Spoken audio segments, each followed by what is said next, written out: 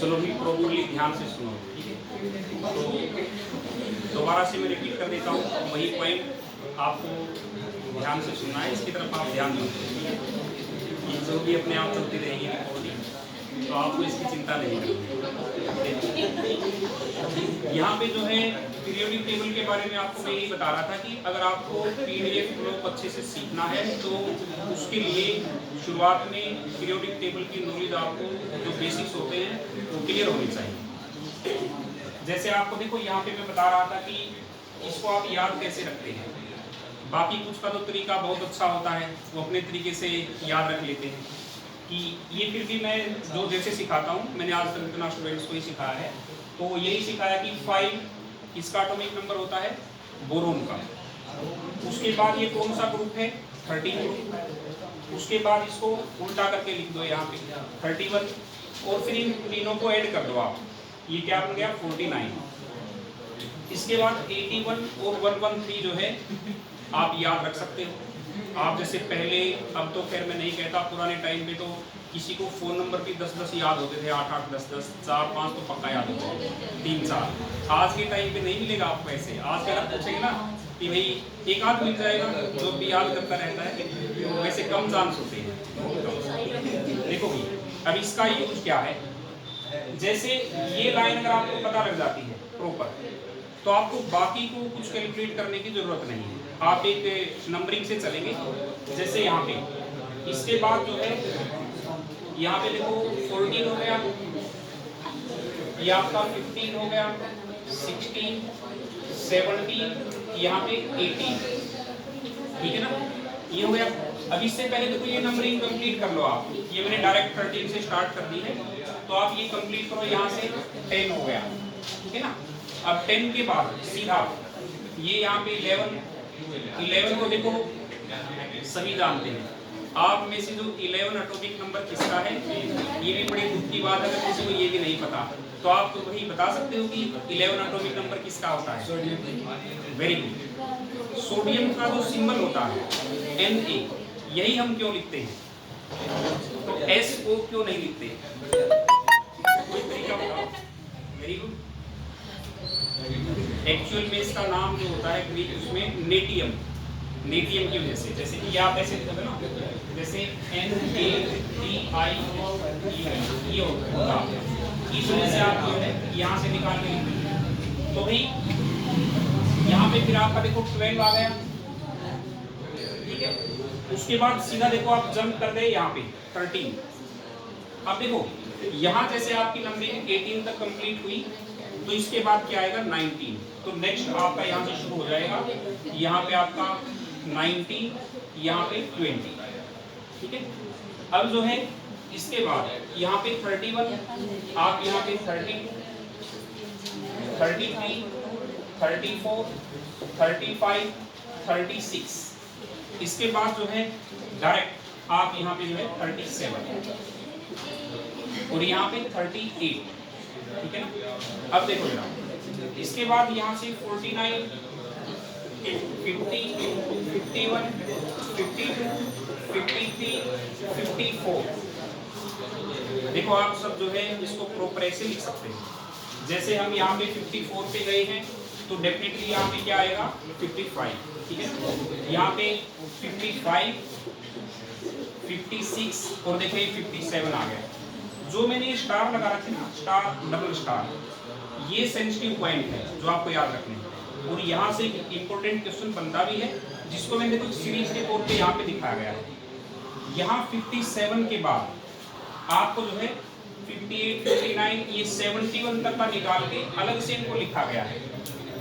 ये लेंथेनाइड्स होते हैं, समझ गए ना।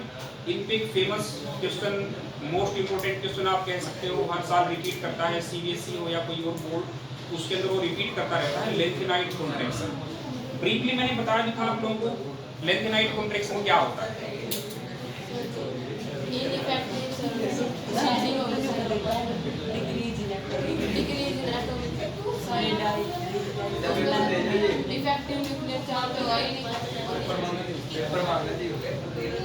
एक मिनट,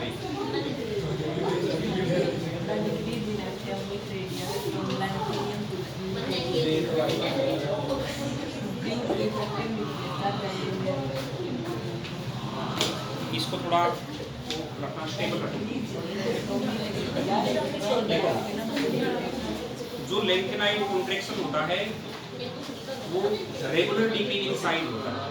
अब यहाँ देखिए, जैसे कुछ एक पॉइंट आप देखेंगे लेंथेनम के बाद, देखो लेंथेनम होता है यहाँ पे, इसके बाद 59, 60, 61 यहाँ से लेंथेनम से लेकर ल्यूटेनियम तक लगातार साइज में जो है डिक्रीज देखने को मिलता है। और इस डिक्रीज की वजह क्या होती है, अभी मैं आपको जनरल वे से ही बता रहा हूँ, क्योंकि हम लेंथेनाइड कॉन्ट्रैक्शन पे प्रॉपर पूरा वीडियो अपलोड करेंगे, है ना। अब इसको आप जनरल वे में जान लो।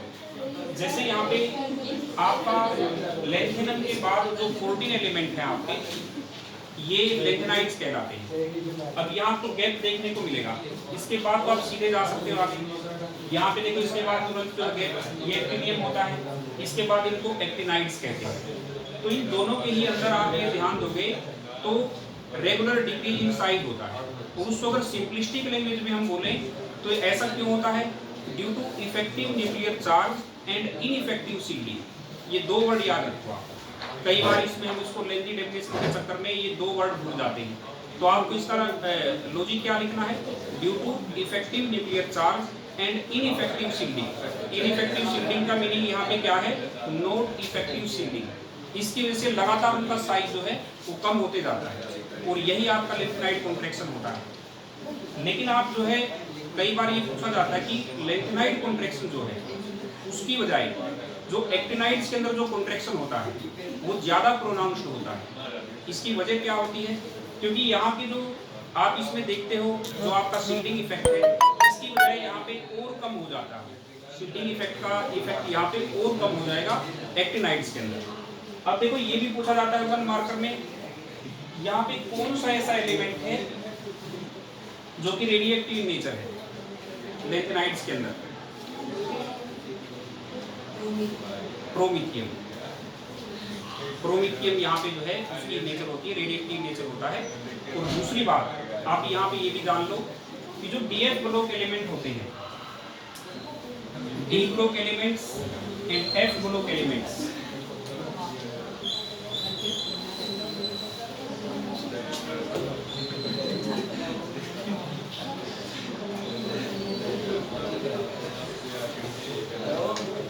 देखो इनके बारे में पहले हम डी ब्लॉक के बारे में कुछ पॉइंट डिस्कस करेंगे। जैसे आपका यहाँ 3 से लेकर 12 तक आप जब इनकी बातें करते हैं यहाँ पे इसके अंदर, तो ये इस डोमेन में जो होते हैं और ये नीचे तक आपके जो है डीएलएफ ब्लॉक एलिमेंट्स में आते हैं। ये आपके एस ब्लॉक एलिमेंट्स इधर, ये फर्स्ट 2 ग्रुप जो है, और 13 से लेकर 18 तक ये आपके पी ब्लॉक में आते हैं। डी ब्लॉक एलिमेंट्स जो होते हैं ये दोनों टाइप के कैरेक्टर शो करते हैं। जनरली मेटल्स इधर होते हैं और नॉन मेटल्स उधर होते हैं। 18 ग्रुप का तो आपको पता है कि वो इनर्ट गैसेज होती है, उसके अंदर आपकी इलेक्ट्रॉनिक कॉन्फ़िगरेशन कंप्लीट हो जाती है। लेकिन यहाँ पे 3 एलिमेंट ऐसे होते हैं, वो मैंने क्वेश्चन भी आपको पेपर में दिया था, जिंक, कैडमियम एंड मरकरी। इनको हम ट्रांजिशन एलिमेंट नहीं कहते। यहाँ पे एक वर्ड आता है डी ब्लॉक एलिमेंट्स के अंदर, इनको आप जो है ट्रांजिशन एलिमेंट्स बोलेंगे। ट्रांजिशन एलिमेंट्स वो होते हैं जिनके अंदर डीडी ट्रांजिशन होता है, समझ गए ना। तो डीडी ट्रांजिशन कब हो सकता है, अगर इनकम्प्लीटली फिल्ड डी ऑर्बिटल्स हों। अगर आपके कंप्लीटली फिल्ड डी ऑर्बिटल्स होंगे तो वो जो है आपका डीडी ट्रांजिशन वहां पे नहीं होगा। डीडी ट्रांजिशन कब होगा, जब इनकम्प्लीटली फिल्ड होंगे। कई बार क्या होता है, किसी का आयन अगर बन जाए, अगर वो वैसे आपके इनकम्प्लीटली फिल्ड नहीं है, वैसे सॉरी उसमें मैं आपको बता जाता हूँ, जब कोई आयन बन जाए उस केस में भी कई बार जो है कंप्लीटली फिल्ड हो जाते हैं जब आयनिक फॉर्म होती है। तो उसमें क्या होगा, उसमें भी आपको यही कहना है कि डीडी ट्रांजिशन वहाँ पे नहीं है। तो कुछ एक केस आपके सामने आएंगे, लेकिन यहाँ पे जो मेन क्वेश्चन आपका जो डिस्कस किया जाता है, जो पेपर में रिपीट भी करता है, zinc, cadmium and mercury, these are not considered as transition elements. इसका रीजन आपको देना होता है क्योंकि इनके अंदर डी ऑर्बिटल्स जो है या डी सबसेल फुल्ली फिल्ड होता है, कंप्लीटली फिल्ड होता है, और ऐसा होने की वजह से उसमें डीडी ट्रांजिशन नहीं हो पाता, समझ गए ना। तो इस वजह से ये आपके जो है ट्रांजिशन एलिमेंट्स में नहीं गिने जाते। इनको आप जो है मानते नहीं, these are not regarded as transition elements, समझ गए। एक तो उसमें आपका जिंक था, कैडमियम था और मरकरी लिया। जनरली जो मेटल्स होते हैं जितने भी, उनके मेल्टिंग पॉइंट, फिर आगे मेल्टिंग पॉइंट तो आप सॉलिड फॉर्म में देखेंगे या बॉइलिंग पॉइंट वो हाई होते हैं, क्योंकि उनके अंदर जो है स्ट्रॉन्ग बॉन्ड होते हैं, मेटेलिक बॉन्ड होते हैं, जिसकी वैलेंसी जितनी ज़्यादा होगी वो उतने ही ज़्यादा कोवेलेंट बॉन्ड बनाएगा, और जिसके ज़्यादा कोवेलेंट बॉन्ड बने होंगे तो उसको बॉन्ड को ब्रेक करना उतना ही ज़्यादा मुश्किल हो जाता है। और जब आप इसमें एंथैल्पी ऑफ एटोमाइजेशन की बात करते हो, मतलब आप उसको एटोमाइज करना चाहते हो किसी को, तो उसमें भी आपको हाई एनर्जी प्रोवाइड करनी पड़ती है, तब जाके ऐसा पॉसिबल होता है। इनमें से ज़्यादातर जो आपके ट्रांजिशन एलिमेंट्स का जो हम जिक्र कर रहे हैं, यहाँ पे डी ब्लॉक एलिमेंट्स के अंदर वो कलर्ड कंपाउंड भी बनाते हैं यहाँ पर।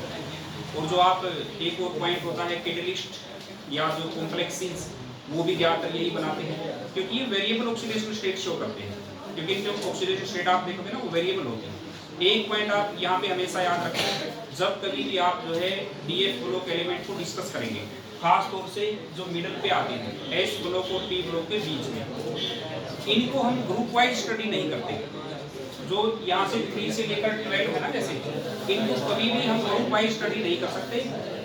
क्यों? उसकी वजह देखो, आपने तो यहाँ पे देख लिया कि ब्रेक यहाँ पे तो यहाँ पे आ गया है। दूसरी बात, इनमें रूटीन ऑर्डर जो ज़्यादा देखने को मिलता है वो 3D series, 4D series, 5D series, एक सीरीज में ऐसे ऑर्डर देखने को मिलता है। और यहाँ पे जो है आप कई बार देखते हो कि जब इसमें ऑर्बिटल की फिलिंग होती है, आप उसमें कौन सा रूल फॉलो करते हो?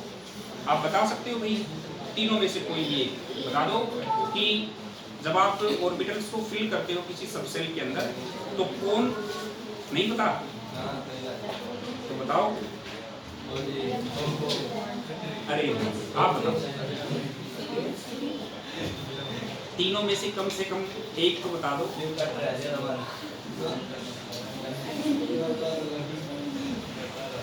जो आपको नहीं आता है इसका मतलब वो सिलेबस से आउट, समझे? तो आप बताओ भाई, आप में से कोई कौन सा रूल फॉलो होता है जब आप हम जो है शुरुआत में मैक्सिमम स्प्लिटिंग करते हैं? इतना तो काफी है। Hund's rule of maximum multiplicity, बता ना आपको। तो जब वो रूल फॉलो करते हैं, जैसे डी सबसेल के अंदर कितने ऑर्बिटल होते हैं? 5। एफ सबसेल के अंदर कितने होते हैं? 7। तो आपको बताना चाहिए था। कोई बात नहीं, नेक्स्ट क्वेश्चन जो है आपसे पूछ लेंगे। आपको और नाज यही रहेगा कि मुझसे क्यों नहीं पूछा गया। ठीक है, चलो एक अभी पूछ लेते हैं। चलो आप ये बताओ, अभी कुछ देर पहले हमने जो डिस्कस किया था, लेंथेनाइड्स कहाँ से कहाँ तक होते हैं? 57 से 137। आप ज्यादा आगे कोई बात नहीं। देखो यहाँ से आप 71 तक, ये आगे एक्टिनाइड्स में आ गए, ठीक है? तो भाई कुछ बेसिक समझ आया या नहीं? बस ये पॉइंट यहाँ पे मैं ध्यान रखना कि देखो आप इसको एक फॉर्मेट ऐसा बनाना सीख लो, ठीक है ना?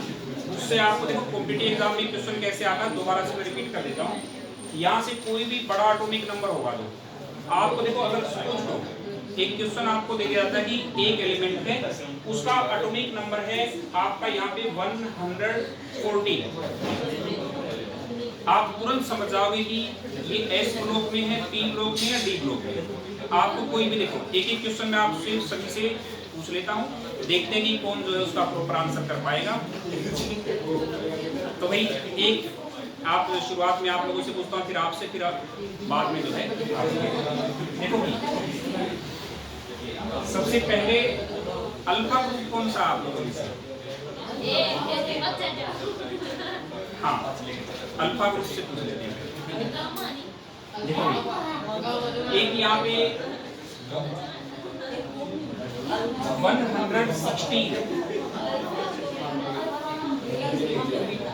भाई 116 अल्फा ग्रुप को बताना है कि ये S block, P block, D block, F block कौन सा है? कौन सा? P block. वेरी गुड, बिल्कुल। तो भाई बीटा ग्रुप कौन सा है? चलो आपको बताना है इसके बाद 104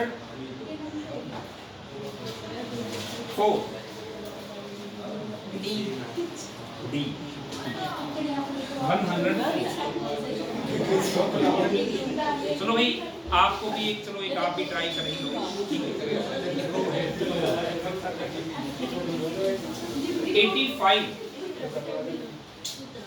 85 कौन से ग्रुप से रिलेटेड है ये बताना है।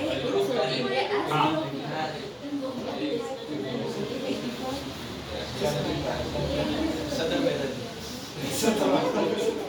17 कॉन्फिडेंट हो आप भी, सहमत हो भैया? वेरी गुड, क्या बात है। चलो बाकी हम इसको जो है नेक्स्ट लेक्चर में कंटिन्यू करेंगे, ठीक है।